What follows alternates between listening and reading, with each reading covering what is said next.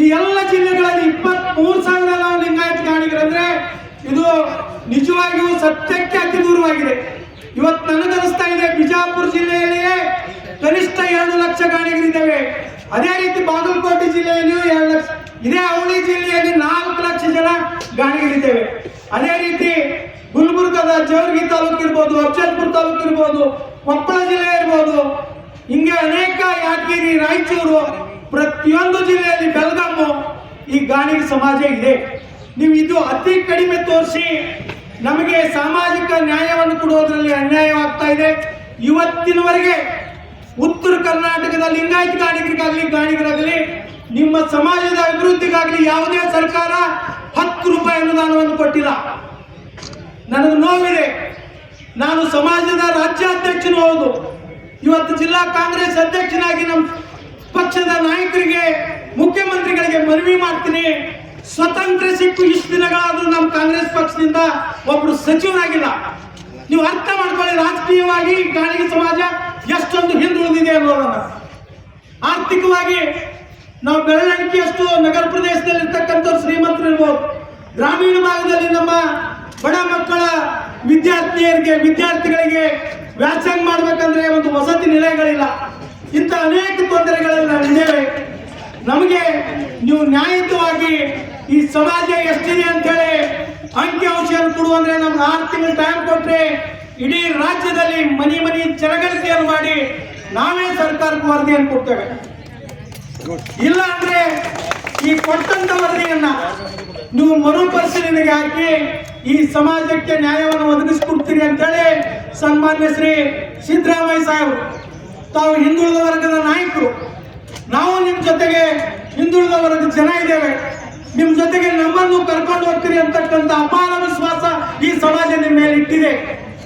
ಅದನ್ನು ತಾವು ಉಳಿಸ್ಕೊಂಡು ಹೋಗಿ ಈ ಸಮಾಜದ ನ್ಯಾಯಯುತ ಬೇಡಿಕೆಗಳಾದಂತ ಈ ಸಮಾಜದ ಶೈಕ್ಷಣಿಕ ಅಭಿವೃದ್ಧಿ, ಸಾಮಾಜಿಕ ಅಭಿವೃದ್ಧಿ, ರಾಜಕೀಯ ಅಭಿವೃದ್ಧಿಗಾಗಿ ತಾವು ನಮಗೆ ಸಹಾಯವನ್ನು ಮಾಡಬೇಕು. ಗೊತ್ತಿದೆ, ತಾವು 2013ರಿಂದ 2018ರವರೆಗೆ ಈ ರಾಜ್ಯದಲ್ಲಿ ಮುಖ್ಯಮಂತ್ರಿಗಳಾದಾಗ ನಾವು ಸಹ ನಿಮ್ಮ ಹತ್ರ ಬಂದು ನಮ್ಮ ಸಮಾಜದವರಿಗೆ ಸನ್ಮಾನ್ ಶ್ರೀ ಸಿದ್ದು ನ್ಯಾಮಗೌಡರಿಗೆ ಮಂತ್ರಿ ಮಾಡಿ ಸಾಹೇಬ್ರ ಅಂತ ಇದ್ರಿ. ಬೇಡ ಈ ಸಂದರ್ಭಗಳಿಗೆ ಆಗೋದಿಲ್ಲ, ಮುಂದಿನ ದಿನಮಾನದಲ್ಲಿ ಯಾರಿಗಾದ್ರೂ ಮಾಡ್ತಾರೆ. ಇವತ್ತು 75 ವರ್ಷ ಸ್ವತಂತ್ರ ಸಿಕ್ಕರು ಇಷ್ಟೊಂದು ಬೃಹದಾಕಾರವಾದಂತ ಜನಾಂಗಕ್ಕೆ ನಮ್ಮ ಕೂಗನ್ನು ಸಚಿವ ಸಂಪುಟದಲ್ಲಿ ಸಲ್ಲಿಸಲು ನಮ್ಮ ಸಮಾಜದಿಂದ ಒಬ್ಬರು ಮಂತ್ರಿ ಇಲ್ಲಂದ್ರೆ ನಾವು ಎಷ್ಟೊಂದು ರಾಜಕೀಯವಾಗಿ ಹಿಂದುಳಿದಿದೆ ಅನ್ನೋದು ತಮ್ಮ ಗಮನಕ್ಕೆ ತರಬಯಸ್ತಿದ್ದೀನಿ. ಮಾನ್ಯ ಮುಖ್ಯಮಂತ್ರಿಗಳು, ಮಾನ್ಯ ಉಪಮುಖ್ಯಮಂತ್ರಿಗಳು, ಸಚಿವ ಸಂಪುಟದ ಎಲ್ಲ ಗೌರವಾನ್ವಿತ ಸಚಿವರು, ನೀವು ನಾಳಿನ ದಿವಸ ಈ ಸಮಾಜಕ್ಕೆ ನ್ಯಾಯವನ್ನು ಕೊಡ್ತಕ್ಕಂಥ ಒಂದು ವಿಷಯಕ್ಕೆ ಸ್ಪಂದಿಸ್ತೀರಿ ಅಂತಕ್ಕಂಥ ವಿಷಯವನ್ನು ಇಟ್ಕೊಂಡು ಇವತ್ತು ಮಾನ್ಯ ವಿಜಯಪುರದ ಜಿಲ್ಲಾಧಿಕಾರಿಗಳ ಮುಖಾಂತರ ತಮಗೂ ತಮ್ಮ ಸಚಿವ ಸಂಪುಟದ ಸಹೋದ್ಯೋಗಿಗಳಿಗೂ, ಉಪಮುಖ್ಯಮಂತ್ರಿಗಳಿಗೂ, ಮುಖ್ಯಮಂತ್ರಿಗಳಿಗೂ, ರಾಜ್ಯಪಾಲರಿಗೂ, ರಾಷ್ಟ್ರಪತಿಗಳಿಗೂ, ಪ್ರಧಾನಮಂತ್ರಿಗಳಿಗೂ ಒಂದು ಬೇಡಿಕೆಯನ್ನು ಕೊಡ್ತಾ ಇದ್ದೇವೆ. ಮಾನ್ಯ ಜಿಲ್ಲಾಧಿಕಾರಿಗಳಾಗಿ ಪರವಾಗಿ ಆಗಮಿಸಿದಂತ ಗೌರವಾನ್ವಿತ ಅಧಿಕಾರಿಗಳು ಈ ನಮ್ಮ ಬೇಡಿಕೆಯನ್ನ ತ್ವರಿತವಾಗಿ ಶ್ರೀಯುತ ದೇಸಾಯಿ ಅವರು ಈ ಮನವಿಯನ್ನು ಸ್ವೀಕರಿಸಕ್ಕೆ ಆಗಮಿಸಿದ್ದಾರೆ. ಅವರಲ್ಲಿ ಮನವಿಯನ್ನು ಮಾಡ್ಕೊಳ್ತೀನಿ.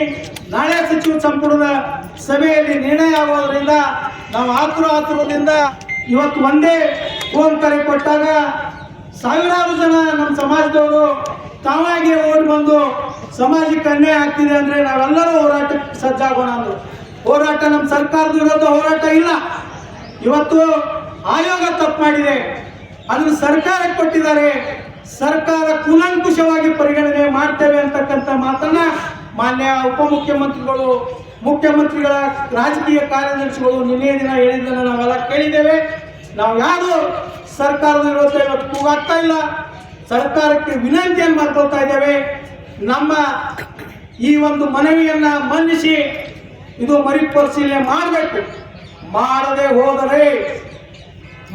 ಹೋದರೆ ನಾವು ಪೂಜ್ಯ ಗುರುಗಳ ನೇತೃತ್ವದಲ್ಲಿ ನಮ್ಮ ಸಮಾಜದ ಎಲ್ಲ ಮುಖಂಡರು ಇಡೀ ರಾಜ್ಯ ಪ್ರವಾಸವನ್ನು ಮಾಡಿ ಬೆಂಗಳೂರಿನಲ್ಲಿ ಬೃಹತ್ ಹೋರಾಟ ಮಾಡುವುದರ ಮುಖಾಂತರ ನಮ್ಮ ಸಮಾಜಕ್ಕೆ ಅನ್ಯಾಯವಾದದ್ದನ್ನು ಪ್ರತಿಭಟಿಸಬೇಕಾಗ್ತದೆ. ಅಂತ ಒಂದು ದುಸ್ಸಾಹಸಕ್ಕೆ ನಾವು ಹೋಗದ ಹಾಗೆ ತಾವೆಲ್ಲರೂ ಇದೇ ಹಂತದಲ್ಲಿ ನ್ಯಾಯವನ್ನು ಒದಗಿಸಬೇಕು ಅಂತೇಳಿ ಮತ್ತೊಮ್ಮೆ ಮನವಿಯನ್ನು ತಮ್ಮಲ್ಲಿ ಮಾಡಿಕೊಂಡು ಈ ಮಾಧ್ಯಮದ ಎಲ್ಲ ಸ್ನೇಹಿತರಿಗೆ ಈ ಒಂದು ಸಮಾಜಕ್ಕೆ ಆದಂತ ಅನ್ಯಾಯವನ್ನ ತಾವು ಸಾರ್ವಜನಿಕರಿಗೂ ಮತ್ತು ಸರ್ಕಾರದ ಗಮನ ತಂದು ಈ ಸಮಾಜಕ್ಕೆ ನ್ಯಾಯ ಕೊಡಿಸ್ತೀರಿ ಅಂತಕ್ಕಂಥ ಮನವಿಯನ್ನು ಸಹ ನಾ ಎಲ್ಲ ಮಾಧ್ಯಮದ ಸ್ನೇಹಿತರಿಗೆ ವಂದನೆಗಳನ್ನು ಸಲ್ಲಿಸಿ ಈ ಮನವಿಯನ್ನ ನಮ್ಮ ಜಿಲ್ಲಾ ಅಧ್ಯಕ್ಷರಾದ ಶ್ರೀಯುತ ಬಿ ಪಾಸೋಡಿ ಸರ್ ಅವರು ಗೌರವದ ಸರಿಪಡಿಸಬೇಕು. ಅದರಲ್ಲಿ ನಮ್ಮ ಸಮಾಜಕ್ಕೆ ಆಗಿರತಕ್ಕಂಥ ಅನ್ಯಾಯವನ್ನ ಖಂಡಿಸ್ತೀವಿ ಅಂತ ಹೇಳಿ ಇವತ್ತು ಮಾನ್ಯ ಜಿಲ್ಲಾಧಿಕಾರಿಗಳು ವಿಜಯಪುರ ಅವರ ಮುಖಾಂತರ ಘನವೆತ್ತ ರಾಷ್ಟ್ರಪತಿ